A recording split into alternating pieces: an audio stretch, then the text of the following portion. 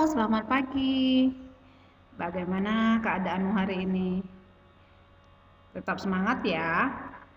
Nah, sekarang kita sudah masuk ke subtema 2, pembelajaran 1, 2, dan 3. Sebelum kita mulai materi pelajaran kita, kamu berdoa dulu. Setelah berdoa, mari kita mulai materi pelajaran kita untuk hari ini.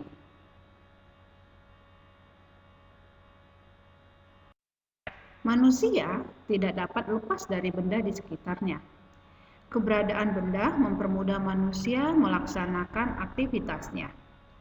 Ada benda yang terbentuk di alam dan ada benda yang dibuat oleh manusia. Batu, air, dan pasir merupakan benda yang terbentuk di alam. Sedangkan mobil, gunting, dan kertas merupakan benda yang dibuat oleh manusia.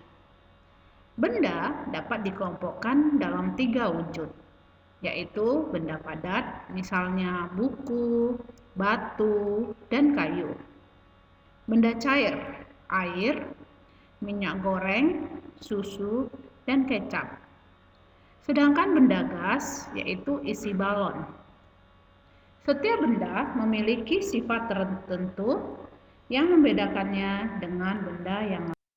Nah, sekarang kalau di pembelajaran yang kemarin atau di subtema 1, ya, kita membicarakan tentang benda di sekitar kita. Nah, di subtema 2 ini kita akan mempelajari tentang wujud benda, di mana benda dapat dibedakan menjadi 3 golongan, yaitu A. Benda padat. Benda padat mempunyai sifat-sifat sebagai berikut. Benda padat mempunyai ukuran dan bentuknya tetap. Dan benda padat mempunyai berat. Sedangkan benda cair mempunyai sifat-sifat bentuknya sesuai dengan tempatnya, isinya tetap, mempunyai berat. Permukaan benda cair yang tenang selalu mendatar. Benda cair mengalir ke tempat yang lebih rendah. Yang ketiga atau yang C, benda gas. Benda gas mempunyai sifat-sifat sebagai berikut. 1. Bentuk benda gas sesuai dengan wadahnya. 2. Isi benda gas berubah-ubah. 3. Benda gas dapat dimampatkan. Dan benda gas mengalir ke semua tempat. Dan yang terakhir, sifatnya itu benda gas juga memiliki berat. Jadi inilah ya bentuk dan sifat-sifat benda.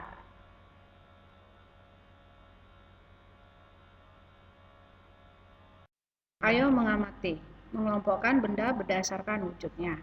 Mari mengamati gambar di samping, kelompokkan benda-benda yang ada dalam gambar sesuai wujud. Tuliskan hasil pengamatan dalam tabel berikut. Di sini ada gambar, mari kita perhatikan. Di dalam gambar itu ada benda padat, benda cair, dan benda gas. Nah, sekarang kita lihat ya, mana yang termasuk ke dalam benda padat. 1. Panci, kompor, spatula, penggorengan, dan baskom. Ini hanya sebagian saja ya, masih banyak lagi yang ada pada gambar tersebut. Tapi cuman ini saja. Yang kemudian benda cair.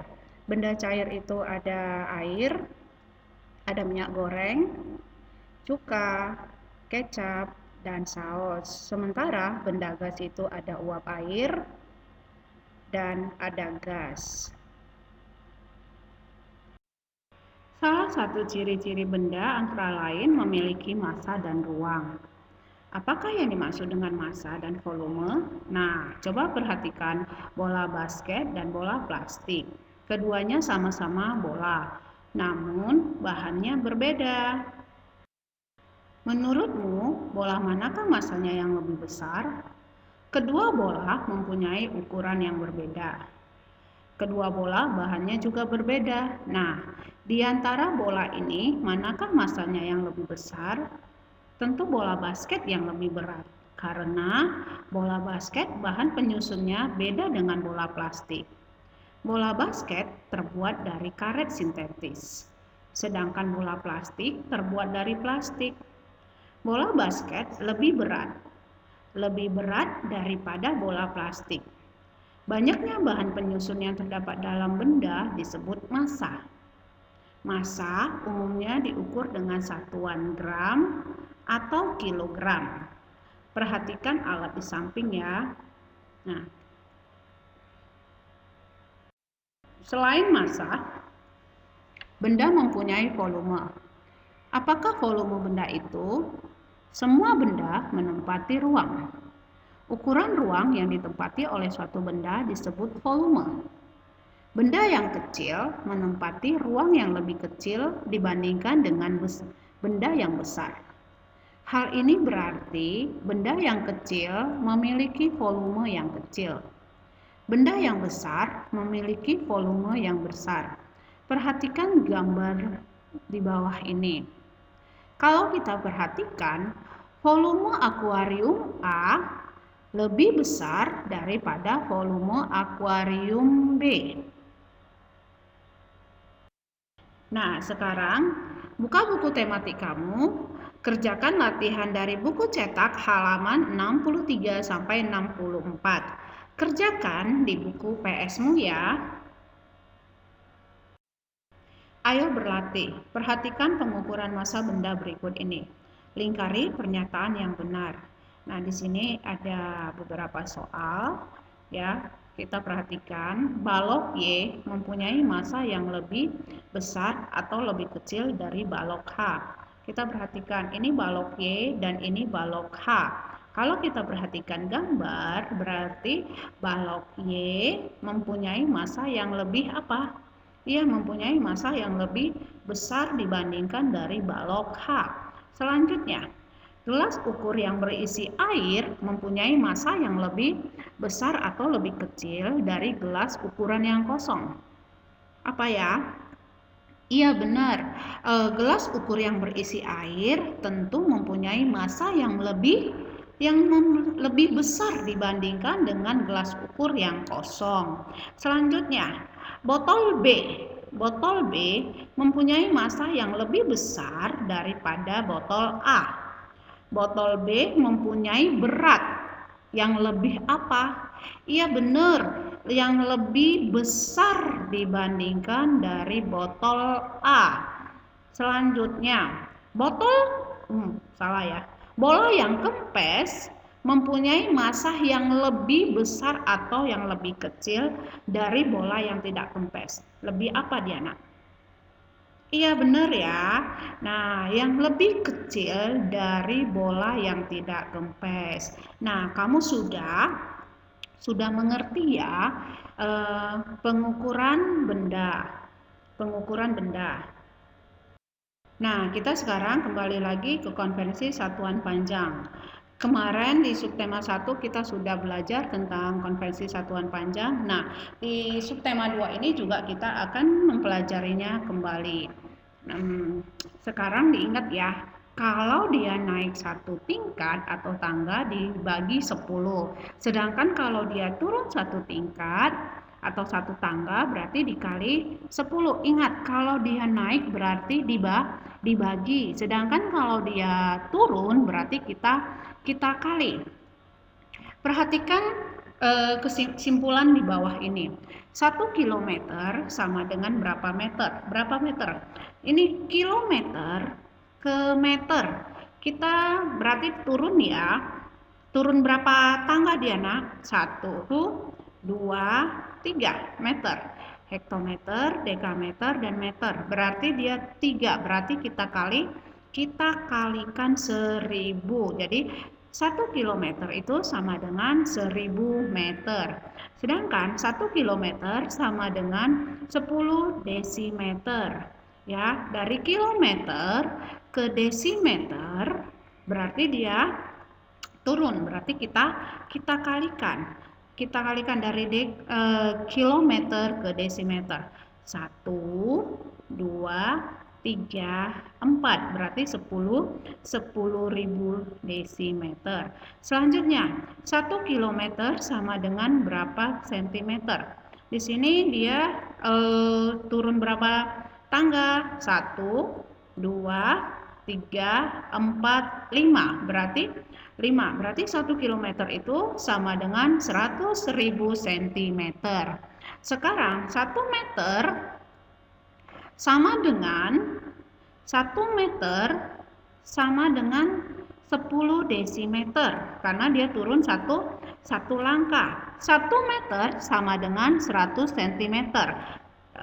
Karena dia turun berapa langkah, Nak? Ada turun dua langkah. 1, 2 ya. Jadi 100 cm. 1 desimeter sama dengan 10 desimeter. Ayo berlatih. Ada bermacam-macam bentuk bangunan. Juga bahan pembentuk bangunan tersebut. Perhatikan dan jarak antar bangunan di bawah ini. Nah, tentukan jarak dalam satuan meter. 1 km itu sama dengan 100 meter. Nah, di sini contoh soalnya rumah Siti ke sekolah. Ini rumah Siti. Ke sekolah itu jaraknya ada berapa? Jaraknya itu ada 5 km 100 meter. Sama dengan titik-titik meter. Berarti kita ubah kemana dia? Kita ubah ke meter. Ya. Berarti 5 km sama dengan berapa? Ingat, tadi 1 km itu ada 1000. Berarti dia dikali ya. 5 kali 1000 sama dengan 5000 meter. Ya, kita ubah dulu kilometer ke meternya. Ingat ya. Jadi 5000 meter ditambah 100 meter. Karena ini 100 meter ini udah sama-sama meter, kita nggak perlu mengubahnya lagi ya. Sama dengan 5100 meter. Jadi 5 km 100 meter itu sama dengan 5100 meter.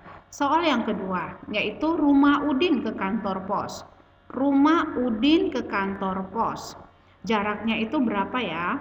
Ya, jaraknya itu ada 2 km 850 meter. 850 meter ini karena sama-sama meter kita nggak usah ubah ya. Yang kita ubah adalah kilometer ke meter. 2 ya, langsung aja ya. 2000 meter ditambah 850 meter sama dengan 2850 meter. Jadi 2 km 850 meter sama dengan 2850 meter. Rumah Siti ke Udin. Rumah Siti ke Udin ada berapa ya jaraknya? Ya, rumah Siti ke Udin itu ada 6 km 350 meter. Kita akan ubah ke meter. Ingat, kilometer ke meter itu 1000. Berarti 6 dikali 1000 sama dengan 6000. Ditambah 350 meter sama dengan 6350. Jadi 6 km 350 meter sama dengan 6350 meter. Alat ukur ada bermacam-macam, baik jenis maupun kegunaannya. Altimeter adalah alat yang digunakan untuk mengukur ketinggian suatu titik dari permukaan laut. Biasanya alat ini digunakan untuk mengukur tinggi pesawat saat terbang dari permukaan laut.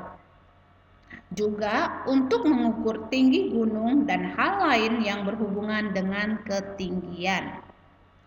Perhatikan gambar berikut. Berdasarkan gambar di bawah ini, mari kita jawab pertanyaan di samping. Tinggi pesawat A itu 300 meter. Lalu tinggi pesawat B itu 4325 meter. Nah, soal nomor 1, berapa ketinggian pesawat A dalam satuan kilometer? Meter ke kilometer berarti dia naik. Ingat, kalau dia naik berarti kita bagi. 1 kilometer sama dengan 100 meter. Ini kalau kilometer ke meter dia turun, berarti dikali. Sementara ini kembalikannya, meter ke kilometer, berarti kita bagi ya. 3000 dibagi 1000 sama dengan titik-titik. Kalau di sini ada 0, 3 angka di sini nolnya, boleh langsung kita coret ya. Langsung saja kita coret. Di sini kita coret 3 ke 3-nya, nolnya 3-nya. Di sini juga langsung kita coret juga. Kita coret. Jadi 3 dibagi 1 sama dengan 3 kilometer. Jadi, ketinggian pesawat A dalam satuannya adalah 3 km. Nah, sekarang soal yang B. Berapa ketinggian pesawat B dalam satuan kilometer? Pesawat B tadi itu ketinggiannya itu 4.325 meter. Ya, kita akan ubah ke kilometer. Berarti yang kita ubah adalah 4.000 ya, 4.000 ditambah 325. Ini kita pilah dulu ya, kita pilah dulu 4.000 ditambah 325. Nah, yang akan kita ubah di sini adalah 4.000-nya. 4.000 dibagi 1.000. Ya, langsung aja ya. Di sini kita coret nolnya. Di sini juga akan kita coret nolnya. Sama dengan 4 kilometer. Nah, sekarang 4 kilometer ditambah 325 sama dengan 4 kilometer 325 meter. Jadi ketinggian pesawat B dalam satuan adalah 4 km 325 meter. Nah, selanjutnya, berapa perbedaan ketinggian pesawat B dibandingkan dengan pesawat A? Kalau mencari perbandingan, ini kita kurangin ya dari hasil pesawat A dan pesawat B itu kita kurangi ya. 4.325 meter dikurang 3.000 meter sama dengan 1.325 meter atau 4 km 325 dikurang 3 meter ya sama dengan kita kilometer ke kilometer kita kurangin dulu ya. 4 km dikurang 3 km ya sama dengan 1 km 325 meter. Pernahkah kamu memperhatikan gerakan tiupan angin? Angin adalah udara yang bergerak. Udara berwujud gas. Gas tidak terlihat, namun dapat dirasakan. Tiupan angin ada yang kencang, lembut, dan sepoi-sepoi. Ada juga angin yang bertiup sangat kencang, seperti angin topan, angin puting beliung, dan lain-lain. Sekarang, coba kamu bergerak seolah-olah seperti kertas yang tertiup angin. Perhatikan gambar berikut. Gerakan angin sepoi-sepoi, bergeraklah lemah ke kiri dan ke kanan. Jika angin kencang, bergeraklah dengan hentakan yang kuat ke kiri dan ke kanan. Dan jika angin puting beliung, bergeraklah berputar. Nah, di sini perhatikan gambar ya. Nah, di sini anak yang bergerak lambat, yang kedua di sini anak yang bergerak cepat, dan yang ketiga di sini anak yang bergerak berputar. Jadi bergerak berputar itu seperti angin puting beliung. Sikap tolong menolong. Menolong artinya membantu teman atau orang yang mengalami kesulitan. Tolong menolong artinya saling membantu atau bekerja sama dengan orang yang ditolong. Bekerja sama dengan teman yang membutuhkan pertolongan. Orang yang suka menolong biasanya banyak teman. Tolong-menolong dapat dilakukan di rumah, di sekolah, dan di lingkungan masyarakat kita. Perhatikan gambar ini. Gambar ini adalah seorang anak yang membantu temannya yang sedang jatuh dari sepeda. Perbuatan ini adalah perbuatan yang sangat terpuji dan harus kita tiru ya. Jadi perbuatan yang baik wajib kita tiru. Tapi perbuatan yang tidak baik itu tidak wajib kita lakukan, harus kita tinggalkan. Jadi sikap tolong menolong itu membuat kita akan banyak disenangin teman, ya. Apa Manfaat tolong-menolong itu mempercepat selesainya pekerjaan, yang kedua mempererat persaudaraan, yang ketiga pekerjaan berat menjadi ringan, yang keempat menumbuhkan kerukunan antar sesama manusia, selanjutnya itu menghemat tenaga karena dikerjakan bersama-sama, dan selanjutnya saling bertukar pikiran dan saling memahami. Itu adalah manfaat dari tolong-menolong. Nah, sampai di sini dulu pembelajaran kita hari ini. Sampai bertemu kembali di pembelajaran berikutnya. Terima kasih.